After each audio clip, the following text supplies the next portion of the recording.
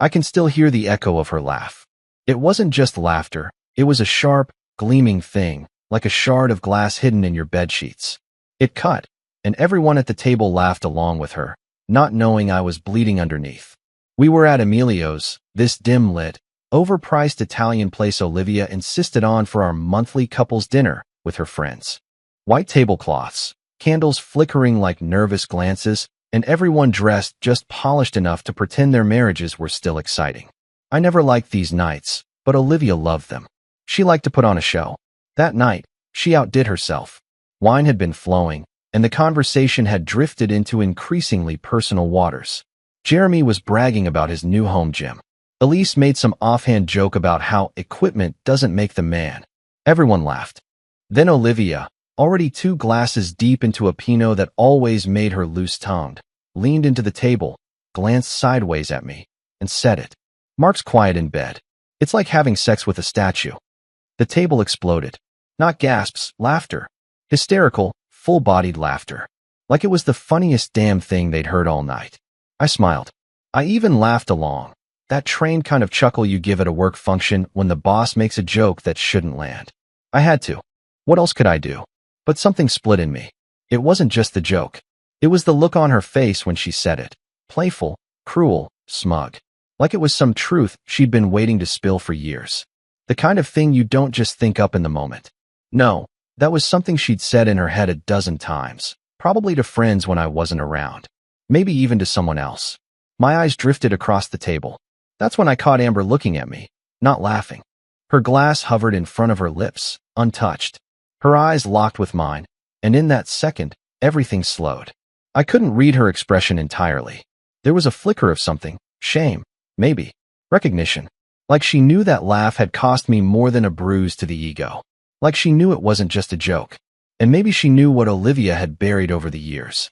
Maybe she remembered, like I did, the way things used to feel. We all played our parts. The next topic came up.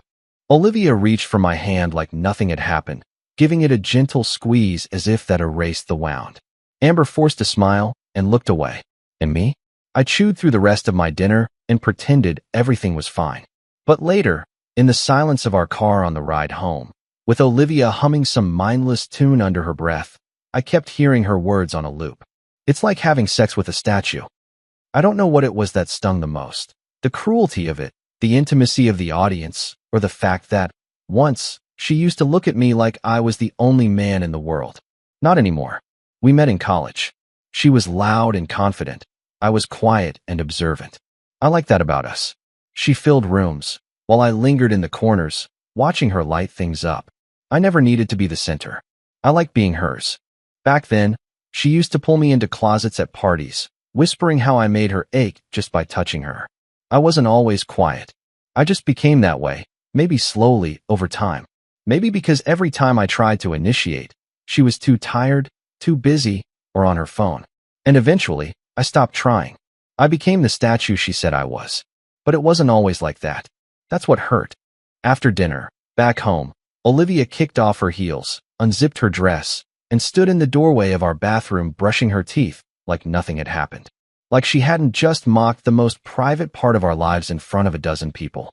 I stood in the hallway watching her, silent. "You're awfully quiet," she said, catching my reflection in the mirror. "Guess I'm just staying in character," I muttered. She paused. For a second, her eyes flicked up, like maybe she realized the line she crossed. But instead, she smirked. "Oh, come on, it was a joke. Lighten up." I wanted to scream. I wanted to ask her when she stopped being the woman who used to trace my jawline with her fingers, whispering how safe she felt in my arms. I wanted to tell her that I wasn't a statue. I was just waiting to be seen again. But I said nothing. Later that night, as I lay awake in the dark, her body turned away from me. I thought of Amber's eyes. The way she didn't laugh. The way she looked at me like she still remembered something. And I wondered if maybe I wasn't the only one who missed who I used to be. The drive home after that dinner was a symphony of silence. Only the hum of the tires filled the space between us. Olivia scrolled her phone, her face illuminated by the blue light of the screen, a faint smile tugging at her lips as she typed something. Probably in their group chat, reliving her little joke. She hadn't looked at me once since we left the restaurant. Outside, The city lights streaked by in yellow ribbons, melting into the dark countryside. Inside, my hands tightened around the steering wheel until my knuckles went white. I thought if I focused on the road long enough, the words would stop echoing. Quiet in bed. Statue. Quiet in bed. You're really going to pout all night, huh? She said finally, her voice light, teasing. I kept my eyes forward. Not pouting. Oh, please, she scoffed. It was just a joke, Mark. You know how we all tease each other. God, you're so sensitive sometimes. The word sensitive hit harder than the joke itself.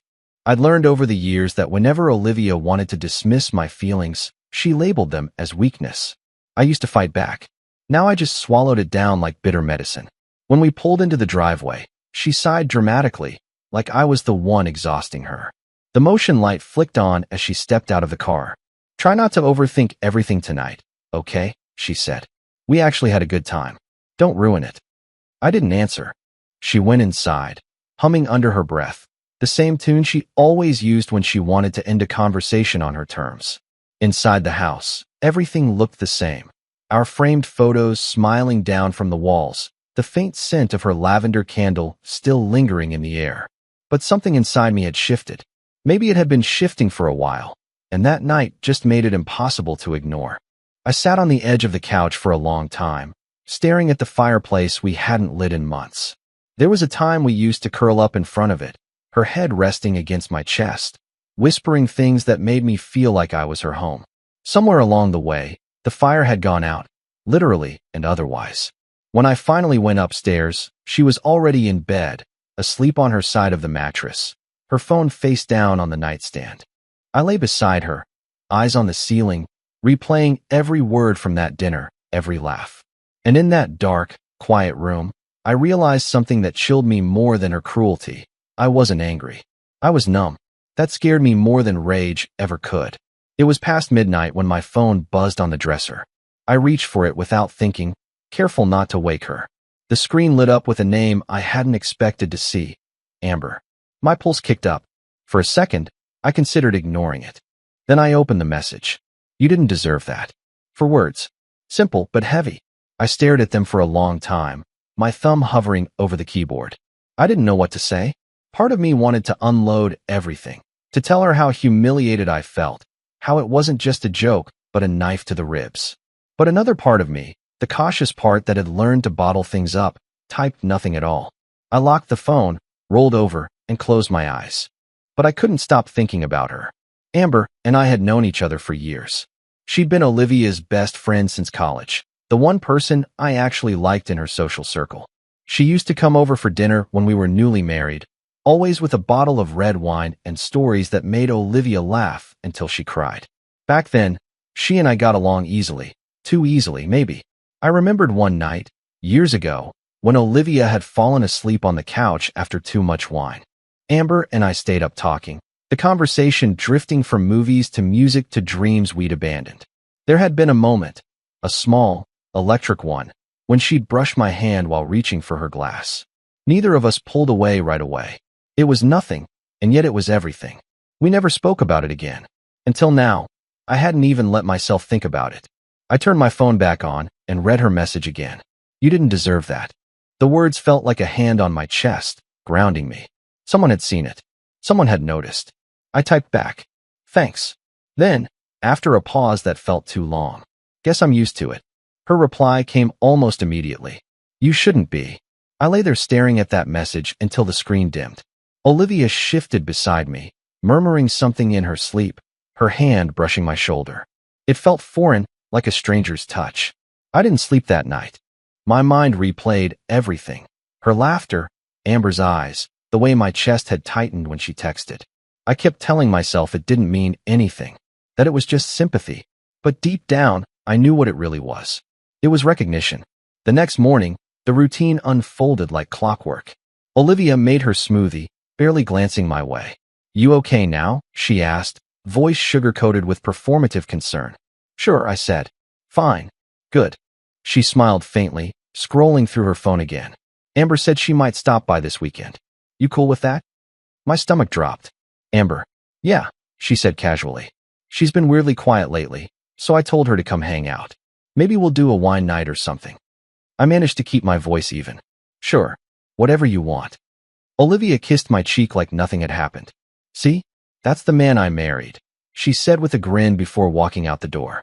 I watched her leave, and for the first time in a long while, I didn't feel small. I didn't feel broken. I just felt ready. Because that look Amber gave me across the dinner table, the one full of guilt and understanding, wasn't going away. And something told me that what started as a single text was about to become something neither of us could take back. A week passed before I saw Amber again. Olivia had left that morning for a work trip to Chicago. 3 days at a marketing conference, she'd said, though I didn't bother pretending to believe her anymore. Her suitcase was packed the night before, but her phone had never left her hand. She kissed me goodbye, said, "Don't forget to water the plants," and drove off with that breezy confidence of someone who knew I wouldn't question a thing. When the sound of her car faded down the street, the house felt unnaturally still. It was the kind of silence that pressed against your chest, reminding you how empty everything had become. I should have enjoyed the quiet, but instead it echoed, bouncing around the rooms like a memory that wouldn't die. By noon, I'd gone through 2 cups of coffee and half-heartedly cleaned the kitchen, though there was nothing to clean. I even turned on the TV just for background noise, but it only made the house feel lonelier. That's when the knock came. 3 soft taps, hesitant, almost polite. I opened the door, and there she was. Amber stood on the porch, a coffee tray in her hands, sunlight catching in her chestnut hair. She wore a loose gray sweater that slid slightly off one shoulder, casual jeans, no makeup except maybe a trace of mascara. For a moment, I just stared. She smiled nervously. "Hey," she said. "I was driving by and thought you could use caffeine." I managed a small laugh. "You must be psychic." She handed me one of the cups, her fingers brushing mine. "Olivia mentioned she was out of town. I figured you'd be bored out of your mind." "Something like that," I said, stepping aside. "You want to come in?" Amber hesitated only a second before nodding. Inside, the house smelled faintly of coffee and the cedar candle Olivia loved. Amber took it all in with quiet eyes. She'd been here before, years ago, but this time felt different. There was no Olivia's laughter filling the room, no music, no performance. Just us. We sat on the porch instead of the living room. It was bright outside, a warm breeze stirring the early summer air. She set her coffee on the railing and crossed her legs, looking out at the yard. "Do you ever just stop pretending?" she asked softly. Her question caught me off guard. "Pretending what?" "That everything's fine," she said. "That it doesn't hurt." I let out a slow breath. "Every day?" She nodded, as if she'd expected that answer. For a long time, neither of us spoke. The wind rustled the trees, and I found myself studying the way the sunlight hit her hair, the faint curve of a smile that wasn't really a smile at all. "She shouldn't have said that," Amber said finally, glancing at me. "At dinner, I mean." I gave a small shrug. "It's fine." "It's not fine, Mark." Her voice was firmer now. I wanted to say something, but she trailed off, looking down at her hands. I didn't want to make it worse. Her guilt was written all over her. I wanted to tell her she didn't need to carry that weight, that it wasn't her responsibility to defend me. But part of me wished she had. "She's always had a cruel streak," I said quietly. "I just didn't notice how sharp it was until lately." Amber looked up at me then, her gaze steady. "You've changed," she said. "How so?" "You used to smile more. You used to look alive." I huffed out a laugh. Guess statues don't smile much. That earned the faintest grin from her, but it faded quickly. "You don't deserve to be treated like that." Something about the way she said it made my chest tighten. There was a tremor in her voice, a mix of anger and sadness that didn't belong to sympathy alone. "Amber," I said carefully, "why are you really here?" She hesitated, her fingers tracing the rim of her coffee cup. "Honestly, I don't know. I couldn't stop thinking about that night. About the look on your face. I guess I just wanted to make sure you were okay." "I'm fine," I lied. "You're not." The words hung between us, heavy and unflinching. For a moment, all I could do was stare at her, at the woman who seemed to see right through me. Then she reached out, her hand brushing mine. So lightly it could have been an accident, but it wasn't. I should have pulled away. I didn't. Instead, I looked at her hand resting against mine and felt something shift inside me, something buried for years pushing to the surface. A memory of the way she used to laugh with me, the warmth in her eyes when we talked about everything and nothing. It It was like the ghost of a life I'd forgotten I wanted. She didn't move her hand. Neither did I. I shouldn't have come, she whispered. You probably shouldn't have, I said, my voice lower than I meant it to be. But I'm glad you did. Her eyes flicked up to mine. There was a pulse of tension in the air, soft, dangerous, undeniable. The kind of moment that teeters between right and wrong, where one breath too close could change everything. She looked away first. I should go, she said, her tone trembling. You can stay a bit longer, I said before I could stop myself. Amber smiled faintly, her lips curling in that way I remembered too well. You always were terrible at letting people go. I leaned back against the porch railing, watching her take a slow sip of coffee. The breeze lifted a strand of her hair across her face, and without thinking, I reached out and brushed it away. My fingertips grazed her cheek, and she froze, eyes locking on mine again. Mark, she murmured, a warning and an invitation all at once. I pulled my hand back, swallowing hard. Sorry. Reflex.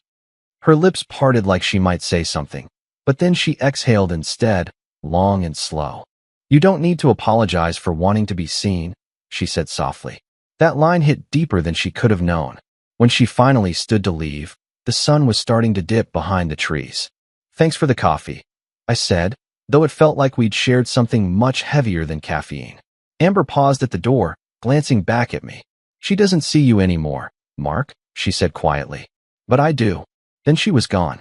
I stood there on the porch long after her car disappeared down the street, staring at the place where she'd been, my pulse still unsteady.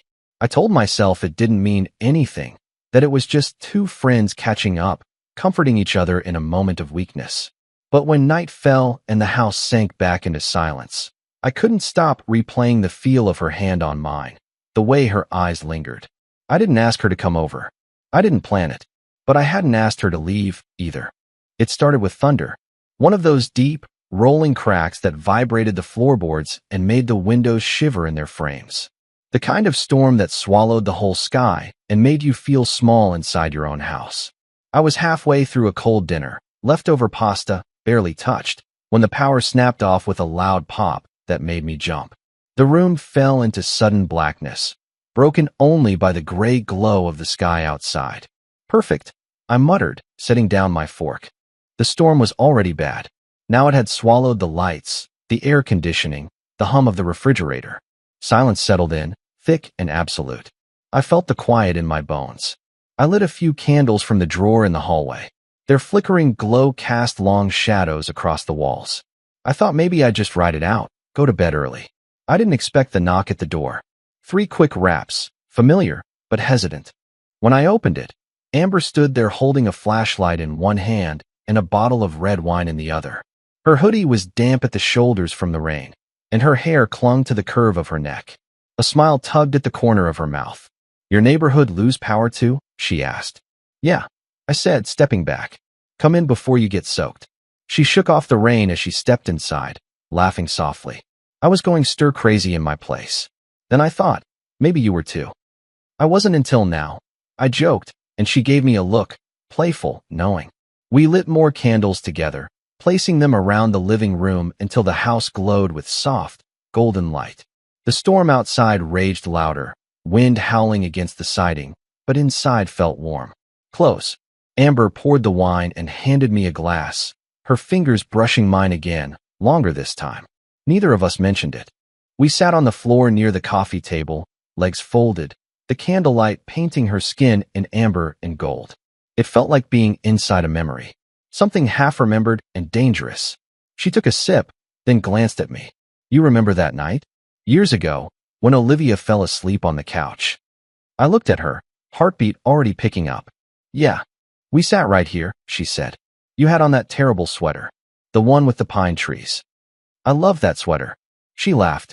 It was awful, but you made it work. There was a pause. Not awkward, just heavy. I never forgot that night, she said finally. Her voice had changed. Softer. More fragile. I lied. No, you didn't, she said. You never do. You just pretend better than most people. I looked at her, really looked. She wasn't just Olivia's friend. She hadn't been for a long time. She was something else entirely now, something I'd buried to stay faithful, to stay good. But the soil was thin, and it didn't take much to dig it back up. She doesn't love you, Amber said quietly. Not the way you need. That's still her ring on my finger, I replied, holding up my hand. But it's not her name you whisper when you dream. That stopped me. She looked away, ashamed of herself. Or maybe not. Maybe it was relief. Finally saying what had been inside her for years. I should have said something to defuse the moment. Made a joke. Redirected. But I didn't. She used to, I said instead. Love me, I mean. Back when I made her laugh for the right reasons. And now I'm just the man who waters her plants and pays half the mortgage. Amber's hand found mine again, but this time she didn't pretend it was by accident. I see you, Mark, she said. I always have. The storm cracked again, and somewhere down the street, something heavy slammed, maybe a trash can. But in that room, time stood still. I'm not trying to be the rebound, she said. I don't want to be the excuse you use to blow things up. But I remember what it felt like. When you looked at me like I mattered. You still do, I whispered. Her eyes shimmered, not with tears, but something else. Want. Fear. Honesty. And then I kissed her. It wasn't planned. It wasn't polite. It wasn't the careful, mechanical affection Olivia doled out like medication. It was heat.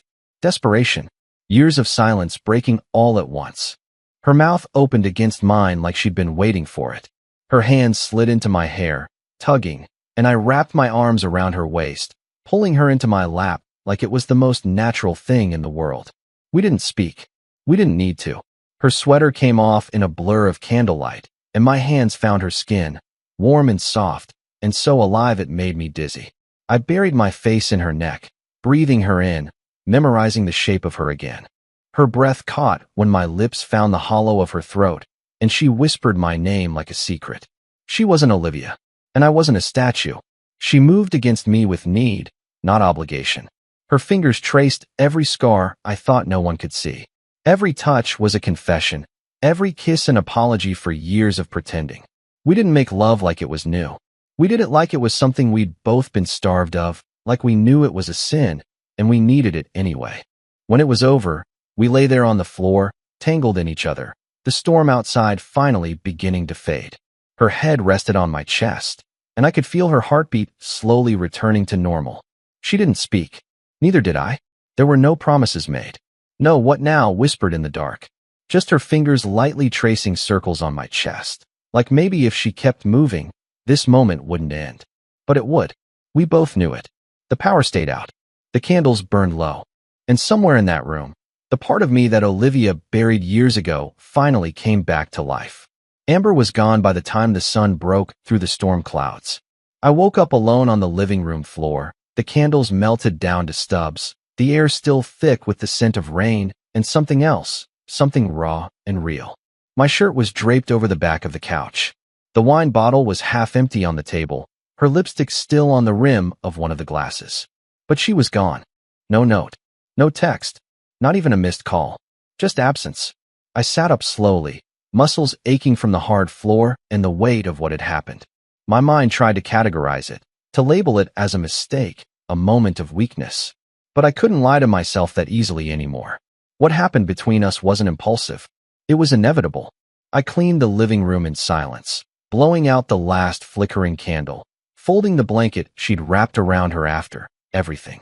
I ran my hand across the spot where she'd fallen asleep against me, remembering how her breath had slowed, her fingers still tangled with mine.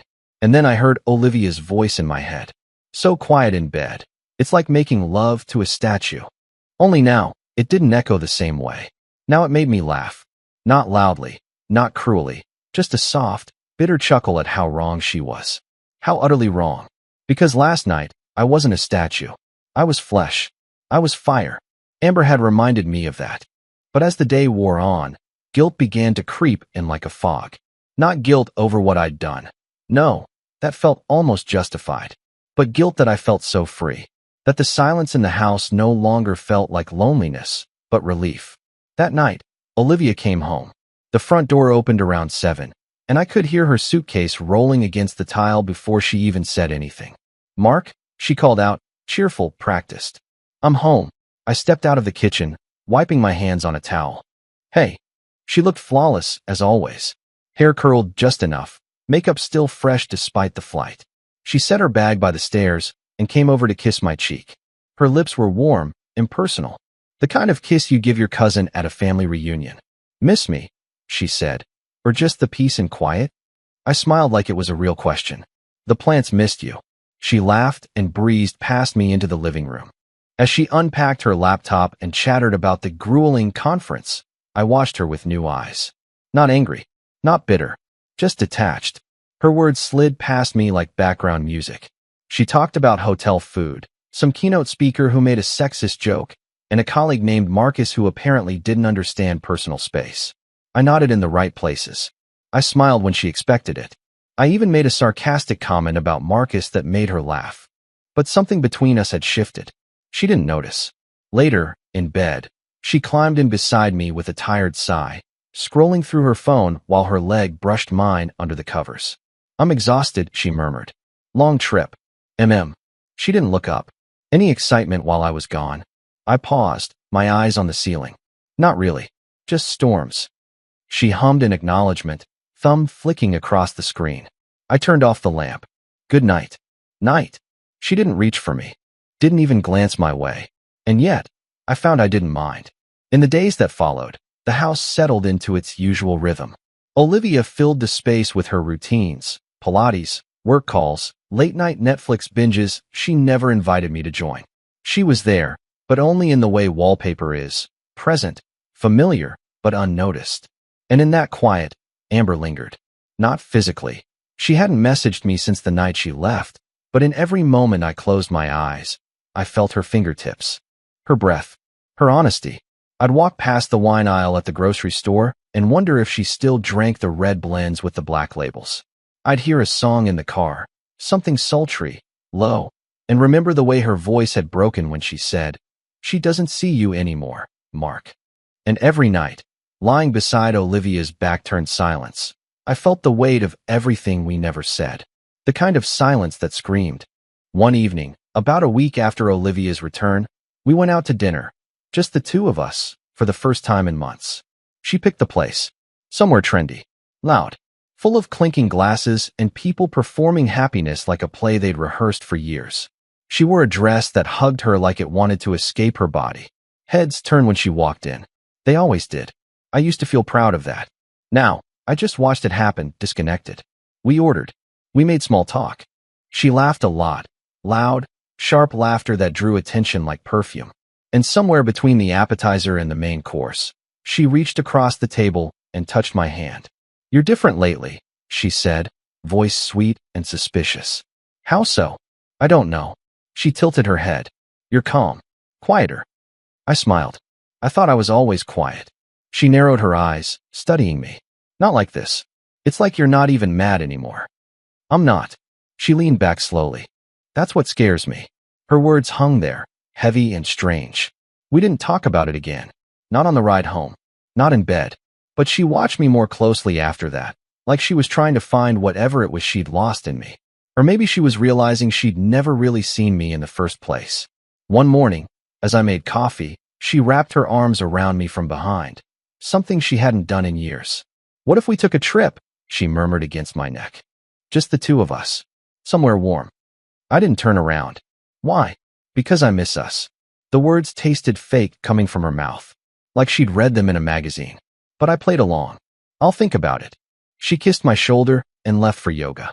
As the door closed, I stared into my coffee cup, watching the swirl of cream disappear into the black.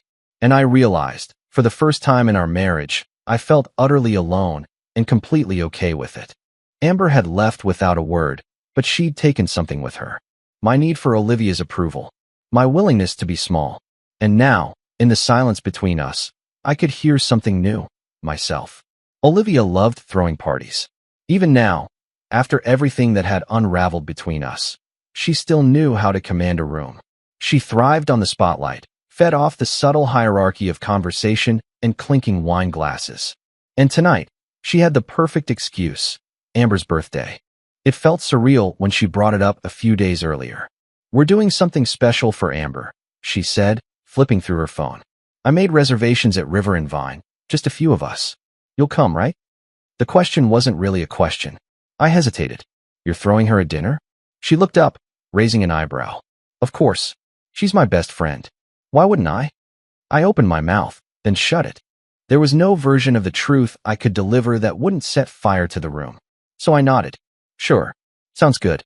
Now, sitting at a table for 8 in the center of the restaurant's softly lit private room, I felt like I was watching a play from backstage.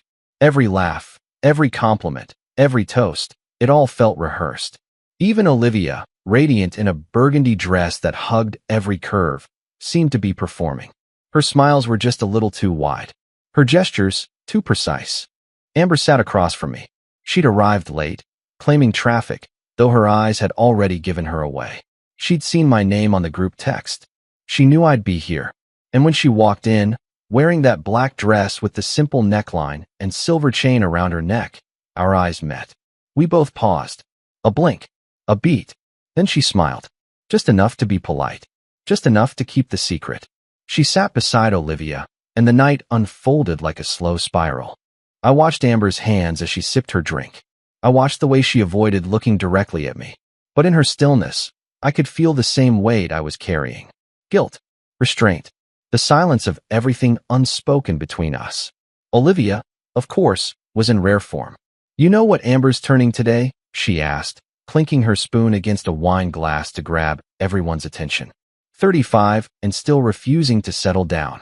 Laughter rippled around the table. Amber smiled weakly. Olivia leaned in, eyes shining with mischief. But maybe that's a good thing. Because let's be honest, most of the married ones are just faking it. Right, babe? She turned to me, grinning. I smiled back. Some of us are just good at pretending. The table chuckled. Amber didn't. Wine flowed, stories were shared, and slowly the buzz of conversation lifted the atmosphere. But I saw the shift, Amber growing stiffer, quieter. She wasn't laughing like she usually did. Her smile faltered more with each passing jab Olivia threw, some aimed at me, some not. And then Olivia struck again. It was dessert. The server had just brought out a slice of cake, the candles already melted halfway by the time Amber made a wish. I just hope your wish wasn't for someone like Mark, Olivia joked, swirling her wine. He never made me scream, that's for sure. It was the second time she'd made that joke. Only this time, I didn't laugh. Neither did Amber. The table froze. A few chuckles, nervous, uncertain, petered out into silence. Amber set her wine down carefully. Her fingers trembled, just enough for me to notice. She looked at Olivia. Then she looked at me. And then she said it. That's not true for everyone. The room went dead quiet. Olivia blinked. What? Amber leaned forward, her voice calm but shaking at the edges. You act like he's a joke, but maybe the problem isn't him. Olivia's smile didn't quite falter, but it thinned, sharp as a blade. Amber, are you drunk? No. Amber said, standing. Her eyes flashed. I'm tired. Everyone watched her, wide-eyed. The clink of a fork dropping on a plate somewhere. The tension was a living thing. Olivia stared at her for a long beat, calculating. What's that supposed to mean? Amber didn't answer. She just picked up her clutch, nodded at the table, and walked out. I didn't move. I couldn't. Olivia turned slowly to face me. What the hell was that? She asked, voice low. I met her eyes. I think you know. And for the first time, I saw something unexpected in Olivia's face. Not fury, not disdain, but doubt. The rest of the night blurred. I barely remember paying the check, offering hollow goodbyes, walking through the parking lot under flickering lights. Olivia didn't speak on the drive home. She stared out the window, her fingers tapping against her thigh like a silent metronome. We got inside. She dropped her purse on the floor and rounded on me. What did she mean, Mark? I shrugged out of my coat. Maybe you should stop humiliating me in public, and you wouldn't have to find out like that. She blinked, stunned. You think I humiliated you? I think you've been doing it for years. Her lips parted. No words came. I stepped past her, toward the stairs. You're not the only one who gets tired, Olivia, I said. Some of us just show it differently. And then I left her standing there. Later that night, I lay in bed alone. She didn't come upstairs. I heard a glass break in the kitchen, then silence. The house felt different, tense, waiting, like it knew what was coming. Amber's words repeated in my head. That's not true for everyone. I hadn't asked her to defend me, but part of me was grateful she did. Because for once, someone had spoken the truth out loud. And that truth was going to break everything. The morning after Amber's birthday dinner, The silence in the house was no longer passive. It was a loaded thing. Pressurized. Olivia avoided my eyes at breakfast. She stirred her yogurt like it was a task she hated. The air between us crackled with words unsaid. She hadn't asked again what Amber meant. She didn't have to. We both knew. By mid-afternoon, I found myself in the garage, the one place that still felt like mine. I'd built a small workshop out there. Nothing fancy, just some tools, a bench, the smell of sawdust and oil. It was where I retreated when I needed to remember who I was before I became someone's disappointment. I was sanding down a piece of oak when I heard the door creak open. Amber stepped inside. She looked like hell. Her hair was in a knot that hadn't been brushed out. Sunglasses pushed up into her hair, and the flush in her cheeks told me she'd barely slept. I didn't say anything at first. Just set the sander down and wiped my hands on a rag. I shouldn't have said it, she blurted out. At the dinner. You did. I know, she said. And I meant it. But I shouldn't have said it. Not there. Not like that. I studied her. You regret it? She exhaled, leaning against the doorframe. No. I just hate the fallout. I nodded. Yeah. It's going to be bad. There was a long pause. The kind of pause where everything hangs in the air, daring you to breathe first. Amber walked farther in, arms crossed tight over her chest. Olivia texted me. One sentence. I hope it was worth it. That's it. I swallowed hard. Was it? She didn't answer right away. Then, it wasn't revenge, Mark. You know that, right? I do. It wasn't about getting even with her or taking something from you. I didn't plan to fall into this. Neither did I. Amber looked around the workshop like she needed to see something solid. She's going to hate me forever. She already kind of does, I said quietly. That made her smile barely. You think she knows? She doesn't need proof. She knows something happened. She saw it in your eyes. Amber took a step closer. And you? What about me? What do you see in my eyes? I hesitated, but only for a second. Guilt. Sadness. Want. She nodded, lips pressed tight. That's about right. Then she stepped right up to the workbench, close enough that I could smell her shampoo, citrus and rain. Her voice dropped. I keep thinking about what we did, she said.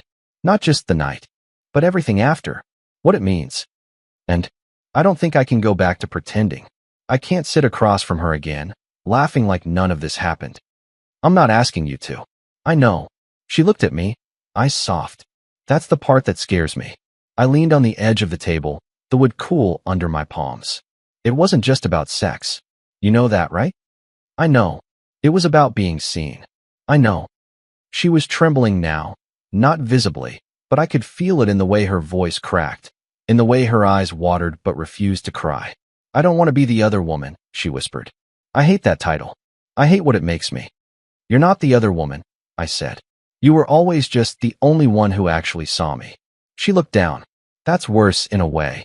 I reached out, touched her wrist. Just that. No more. We can't stay in this place, she said. The in-between. It'll kill us. I nodded. I know. We stood there for a moment, surrounded by tools and tension, by things we couldn't unmake. I felt something inside me settle, not peace, but inevitability. The old life was cracking, loud and slow, like a frozen lake thawing under the weight of spring. Amber wiped her cheek. I should go. You don't have to. Yes, she said, stepping back. I do. But she stopped in the doorway and turned. You're going to have to choose, Mark. Not for me. For yourself. I didn't answer. I didn't need to. Because I already knew. That night, Olivia came into the bedroom without her usual armor. No makeup. No wine. No forced laughter. She sat on the edge of the bed, back to me. You slept with her, she said. No question mark. Just a quiet verdict. I didn't speak. I always knew there was something between you two. You'd go stiff when I mentioned her. You'd look too long. You were never good at hiding it. Still, I said nothing. She turned then, her eyes wet but furious. Say it. Yes, I said. I did. The silence afterward was deafening. She nodded slowly, pressing her lips together. I was cruel. I pushed you. I made jokes I shouldn't have. You humiliated me, Olivia. For years. I know, she whispered. We stared at each other across the canyon we'd carved. I didn't cheat for revenge, I said. It wasn't about getting even. It was about not feeling invisible. And she made you feel seen. Yes. Olivia looked down, her hands wringing in her lap. I wanted to make you feel small so you wouldn't leave me. That worked, I said bitterly. Until it didn't. She wiped a tear. I don't know who we are anymore. Neither do I. And for the first time, neither of us tried to fix it. No desperate promises. No lies. Just the truth, sitting ugly and honest between us. She got up, walked to the door. I'm sleeping in the guest room tonight, she said. I nodded. When she left, I didn't feel triumphant. Just hollow. But maybe that's where something new begins, when the lies finally stop, and all that's left is silence and choice. It started small. Olivia stopped mocking me. That was the first sign. She still made jokes about traffic, about politics, about that woman at yoga who wore too much perfume. But the sharp edge that used to aim squarely at me had dulled. The pointed remarks, the subtle public digs, the bedroom sarcasm she wore like perfume, they stopped. But not out of kindness. Out of suspicion. She had become a quiet observer, her eyes following me longer than they should, her silences too weighted, too timed. It was like she had become a security camera in her own home, watching for the cracks she couldn't see but knew were there. She never said Amber's name again, but I knew she was thinking it. I'd catch her watching me when I folded laundry, like I might be hiding evidence in the sleeves. She lingered near the bathroom when I showered, like she expected a message to come through the fogged glass. Once, I caught her staring at my phone while it charged, screen off, no notification, but her eyes were scanning like something might rise from it anyway. I said nothing, because there was nothing to say that would undo what had already been spoken in the silence between us. She tried different tactics. One morning, she made breakfast, eggs and toast, like she used to when we were newlyweds. She slid the plate in front of me with a smile that didn't quite reach her eyes. I thanked her, ate it, told her it was good. She nodded and sipped her coffee, then asked casually, "So you still talk to her?" I didn't look up. No, not even a message. No, right. She didn't believe me, but she didn't press. The shift didn't just happen between us, it happened in me. Something about Amber's honesty, the night in the candlelight, her voice trembling with both guilt and desire, had unlocked something. I no longer flinched when Olivia raised her voice. I no longer scrambled to patch the cracks with weak apologies or humor. I was calm, too calm, and it rattled her. Because control doesn't break with shouting. It breaks with indifference.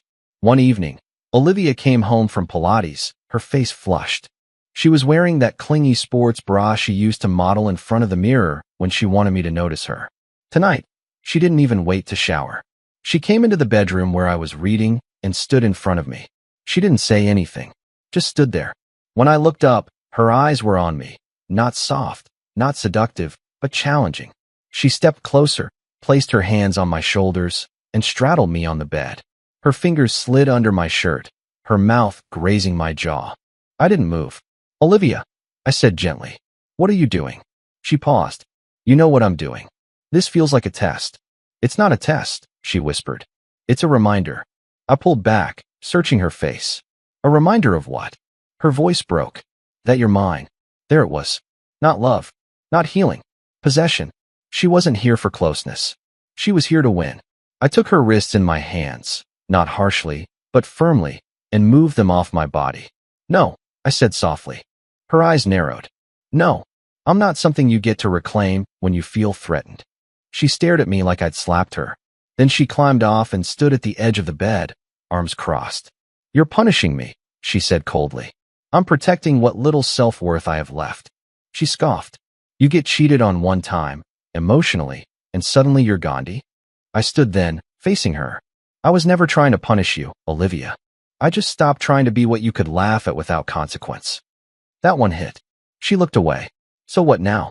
I didn't answer right away. I walked past her, into the hallway, letting the question sit there, because I wasn't sure yet. The next morning, she tried to act like nothing happened. She chatted about weekend plans, asked if I wanted to go to the farmer's market. She played a song in the kitchen and danced a little while making coffee. The performance was back. The Olivia who needed to feel in control, to feel wanted. She had stepped back onto the stage. But I'd stopped applauding. She noticed. That weekend, I ran into Amber. Not planned. Not orchestrated. I was at the hardware store, buying sandpaper and light bulbs. She was in the garden section, looking at small potted herbs like she couldn't decide which one deserved to survive her kitchen windowsill. Our eyes met. and we both froze for a second. Then she smiled, sad and soft. Hey, hey. She looked tired, not in the physical way, but in the soul-worn, I'm carrying too much kind of way. Olivia hasn't texted me since the dinner, she said. I figured. She touched a basil leaf absently. She's probably deleted me from her life. She never deserved your loyalty. Amber looked up sharply, then softened. You're different. Yeah. Better. Not sure about that. But I'm honest now. With myself, mostly. She nodded slowly. That's the hardest part. We didn't say more. Didn't touch. Didn't make plans. Just shared a moment between two people caught in the aftermath of honesty. When I left the store, I sat in the car for a while, watching the clouds shift overhead. Amber hadn't looked at me like a mistake.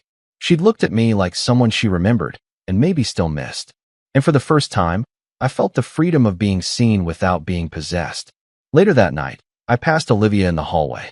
She was on the phone with someone, laughing too loudly at something that probably wasn't funny. When she saw me, her voice dropped. She turned her back and walked into the bedroom, closing the door behind her. And just like that, the house wasn't a home anymore. It was a stage with two actors refusing to break character. But I was done performing. It happened on a Wednesday. The kind of day that doesn't warn you it's about to change your life. The kind of day where the coffee burns your tongue, the traffic's heavier than usual, and the sky looks like it can't decide between sun or storm. I was at work when it began, middle of a project, phone on silent, brain lost in numbers and budgets. When I stepped into the break room around noon, my phone was lit up with messages. 3 missed calls from Olivia. One from a number I didn't recognize. And then Amber. I told her. I couldn't keep it in anymore. I'm so sorry, Mark. My blood ran cold. Another text followed. Short. Final. She's on her way to you. I didn't have time to prepare. I didn't even have time to sit down. She came through the front doors of my office like a storm in heels, dressed impeccably, makeup perfect, but her expression? Ruin. Her eyes were wild. Red-rimmed. Desperate. I stepped into the hallway before she could reach the main desk.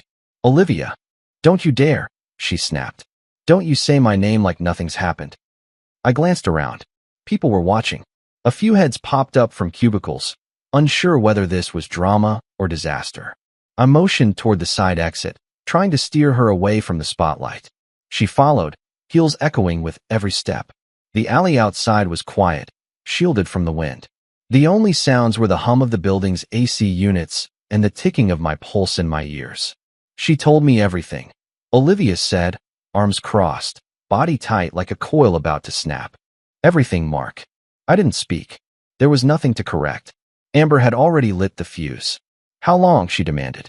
I looked at her, really looked. The woman I'd once loved. The woman I'd endured. The woman who, in so many ways, had shaped my silence. Not long, I said, but long enough to see the truth. She flinched like I'd hit her. You humiliated me, she said, voice breaking.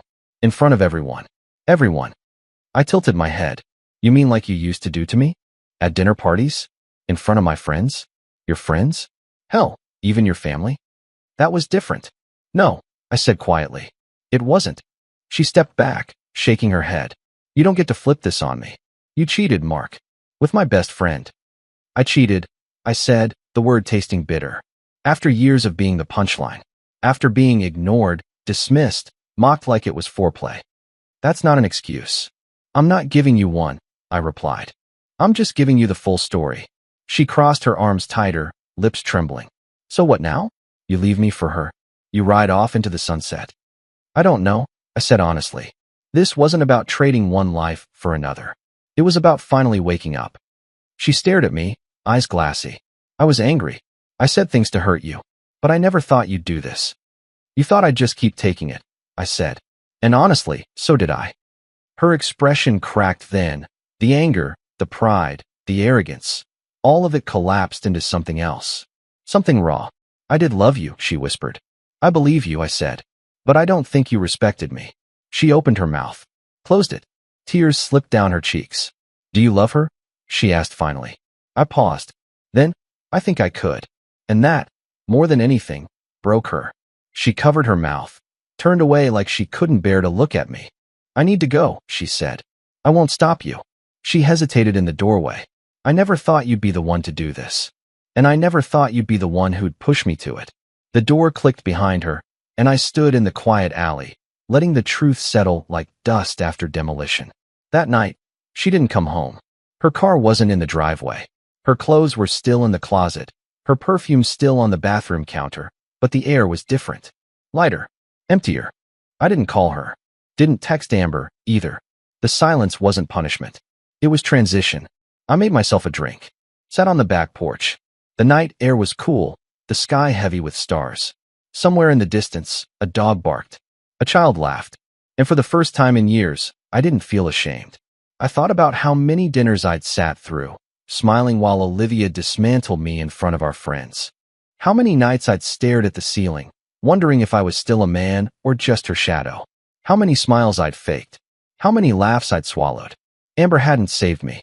She'd reminded me I was worth saving. The next morning, there was an envelope on the kitchen table. Olivia's handwriting. Slanted, rushed. Inside was a note. Mark, you hurt me. More than I can explain. But maybe that's what I deserved. I don't know who we are anymore. Maybe we were always pretending. Maybe I just got good at forgetting what love is supposed to feel like. I'm going to stay with my sister for a while. Don't contact me. If you want to talk about separation, you know how to find me. Oh, I folded the note. Sat with it in my hands. Then I exhaled. Not relief. Not grief. Just release. The performance was over. The crowd had left the theater. The lights were down. And all that remained was the quiet truth between us. The fallout came fast. 3 days after Olivia left, the texts started rolling in. Friends, co-workers, even her cousin Dana, who'd never liked me to begin with. Heard what happened. If you need to talk. Olivia's been saying some crazy stuff. Want to set the record straight? Damn, man. I didn't know you had it in you. At first, I ignored them. I wasn't interested in defending myself. I wasn't interested in feeding the fire. But Olivia made sure there was a fire. She went public, not with a Facebook post or anything that obvious. No, her method was quieter, more surgical. A few dramatic retellings over drinks with mutual friends, a tearful confession to someone at her job who had no business knowing our business, a just between us message to a friend she knew would spread it. And just like that, I was cast as the villain in her story. The cold husband. The statue. The one who couldn't satisfy her, who pushed her into bitterness. The man who cheated with her best friend after years of emotional distance. It wasn't a lie, not completely. But it wasn't the truth either. The truth was messy, human, inconvenient. And most people weren't interested in that version. Amber called me the day the first wave hit. I think I made things worse, she said. No, I told her. You just brought it to light. She's telling people I seduced you. That I waited for the perfect moment to destroy your marriage. I sighed. Let her. The people who matter already know what she's like. But I still feel toxic, Amber admitted. You're not. You were honest. She wasn't ready for that. Amber didn't reply at first. Then, softly, I think I need to leave town for a bit.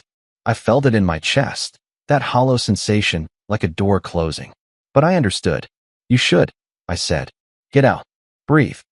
I wasn't expecting to lose everything, she whispered. Not like this. You didn't lose everything, Amber. Just the parts that were never yours to begin with. She didn't cry, but I could feel her grief through the silence. I'm sorry, she said. I'm not, I replied. Just be safe. And let me know when you land. I will. She left 2 days later. Moved back to her parents' place upstate. Just for a while, she said. But we both knew just for a while could mean forever. And me? I stayed. I stayed in the house Olivia and I bought 6 years ago. The one with the stone path she never liked and the kitchen island she insisted on. I stayed in the life I'd built, slowly dismantling it piece by piece. The hardest part wasn't being alone. It was discovering how peaceful alone could be. I filed for divorce. Olivia didn't contest it. She signed the papers and returned them without a note, without a phone call. Just a clean signature in black ink.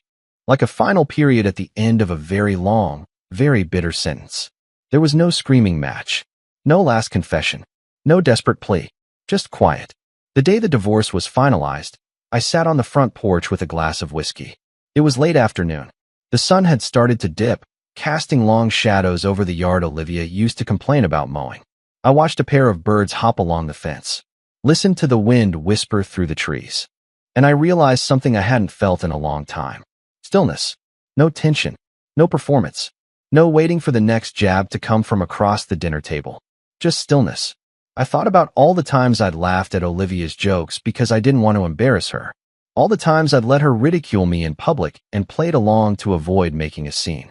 All the birthdays, holidays, weekends where I'd swallowed myself just to keep the peace. And now? Now there was real peace. Not the kind built on silence, but the kind built on truth. I wasn't proud of everything I'd done, but I wasn't ashamed anymore, either. A week later, I started boxing up her things. Not out of spite. Not to erase her. Just because it was time. The guest room held the dresses she never wore, the shoes she'd bought on impulse and mocked me for not noticing. The bathroom still smelled faintly of her vanilla body wash. The mirror still had her fingerprints in the corners. I didn't cry. I didn't rage. I just folded, packed, labeled. Quietly. At the bottom of her nightstand drawer, I found the necklace I gave her for our 3rd anniversary. The one with the tiny sapphire, the one she told her friends was a little underwhelming but sweet. I held it for a long moment. Then I set it in the donation box. People eventually stopped talking. The scandal faded. Olivia moved on, or at least pretended to. I heard from a mutual friend that she was seeing someone new. Someone older. Wealthier. Someone she could respect, apparently. Good for her. Amber stayed away. She texted once, around Thanksgiving. Just a simple, "Hope you're okay. I think about you." I replied, "I'm getting there. I think about you too." That was it. We didn't try to revive anything. Some things aren't meant to be continued. Some stories end halfway through their second act, not because the love wasn't real, but because it was tied to a moment, to a particular kind of truth that only exists inside brokenness. Amber reminded me who I was. Olivia reminded me who I refused to be anymore. And now, for the first time in a long time, I was just me. Not the statue. Not the joke. Just the man sitting alone on a porch, no longer waiting for laughter that never felt kind. Months passed. The house sold faster than I expected. The new owners were a younger couple, smiling, bright-eyed, excited about the granite countertops and the great space for entertaining. I didn't tell them how many quiet wars had been fought in those rooms. Some ghosts don't haunt. They just sit quietly and let go. I moved to the coast. A small town. Walkable. Slower. Nothing flashy. Just sand, wind, and a constant whisper of waves brushing against the shore. I found a small cottage with peeling paint, a crooked fence, and just enough room for solitude. I didn't bring much with me. Just a few clothes. Some tools. My books. And a photo of myself from years ago, before Olivia, before the weight of being not enough started showing in my posture. I pinned that photo above my writing desk, not out of nostalgia, but as a reminder, that man still lived in me. One morning in early spring, I walked the beach trail after coffee, as I had most days since settling in. I wasn't expecting anyone. That's usually when life decides to surprise you. She was sitting on the old bench near the dunes. Amber. Her hair was longer, sun-kissed at the tips. She wore a loose sweater, faded jeans, and that silver necklace I always remembered. The one she'd once said felt like an anchor and a map. When she saw me, she stood slowly. No theatrics. No tension. Just two people with history wrapped around them like a shared coat. I didn't ask how she found me. She didn't offer it. We just stared for a moment, and I could see it. Time had passed, but the ache hadn't changed shape. Just softened at the edges. "I didn't know if I should come," she said finally. "I didn't know if you would. I almost didn't." "What changed?" She looked past me toward the ocean. "I stopped hoping you'd reach out. Then I started wondering why that mattered so much." I sat on the bench beside her. The wind tugged gently at her sleeves. "I didn't reach out," I said, "because I wasn't sure what part of me wanted to." She nodded. "And now? Now? I think I just want to tell the truth." She smiled faintly. "Okay." I turned to her. "I missed you. Not just what we had, but who I was when I was with you." Her eyes glistened. "You weren't invisible." "I know. I saw you. Every version." I nodded. "And I saw you too." We sat in silence for a while. The kind that didn't ache. She pulled something from her bag. A folded napkin, yellowed at the edges. She handed it to me. I unfolded it. Scrawled in ink, faint but legible, was a line. "You didn't deserve that." I looked up at her. "I wrote it that night," she said. "At the restaurant. The night of the joke. I didn't send it right away. I just kept it." I traced the ink with my thumb. It changed everything. It broke everything. Sometimes things need to break, I said. So you know where the cracks really were. She looked at me, and there it was. The same look she gave me across the dinner table that night. Olivia turned me into a punchline. The look that said, I see you. Even now. You look lighter, she said. I feel lighter. She reached for my hand. I let her take it. We didn't talk about love or reconciliation. We didn't pretend we were the same people who'd made all those impossible choices. Instead, we just sat, breathing, present. As the sun lowered toward the horizon, we walked together toward the water, not holding hands, just side by side. When we reached the edge of the surf, Amber bent to pick up a piece of sea glass, green, worn smooth by time and tide. She held it up to the sun. Beautiful, I said. She glanced at me. It used to be broken. So did we, I said. Amber smiled, slipping the glass into her pocket. Do you think you'll ever go back? To what? To who you were before her. I shook my head. No, but I don't think I need to. She nodded. Good. That night, I sat alone on the porch, another glass of whiskey in hand, and thought about Olivia. Not with anger, not with longing, just with clarity. I remembered the joke, the way the table erupted, the way she laughed as she poured herself another glass of wine, not realizing she had lit the match that would burn down her own house. I remembered how I smiled through it, how I let it happen, how I played my part. But more than anything, I remembered Amber's eyes, steady, unsmiling, catching mine in the middle of that wildfire. That look had changed everything, not because it promised love, but because it reminded me I was still there, whole, human, worthy of more. The man everyone laughed at became the one thing they couldn't forget, not because he shouted back, not because he sought revenge, but because, when it finally mattered, he chose to be seen. And in the end, that made all the difference.